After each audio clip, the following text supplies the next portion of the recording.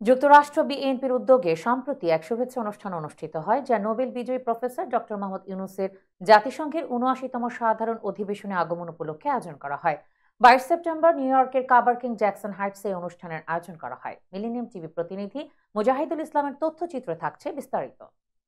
বাংলাদেশ জাতীয়তাবাদী দল বিএনপি যুক্তরাষ্ট্র শাখার এই অনুষ্ঠানে নানা উদ্যোগ ও প্রস্তুতির মাধ্যমে প্রধান উপদেষ্টাকে শুভেচ্ছা ও অভিনন্দন জানানোর চেষ্টা করা হয়।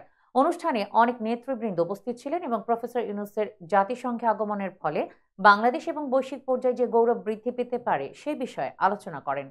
সকলেই আগামী দিনে দেশের উন্নয়নের জন্য রাজনৈতিক দলগুলোর একসঙ্গে কাজ করার আশাবাদ ব্যক্ত করেন। এভাবে যুক্তরাষ্ট্রের বিএনপির সদস্যরা তাদের উদ্দেশ্য বাস্তবায়ন না হলেও রাজনৈতিক সংঘাতের মধ্য দিয়ে নির্বাচন ও আন্দোলনের পরিবেশ নিয়ে উদ্বেগ প্রকাশ করেন। আগামী দিনের জন্য সবাই আশাবাদী যে বাংলাদেশি জনগণের স্বার্থে এবং দেশের উন্নয়নের জন্য সকল রাজনৈতিক দল একসঙ্গে কাজ করবে।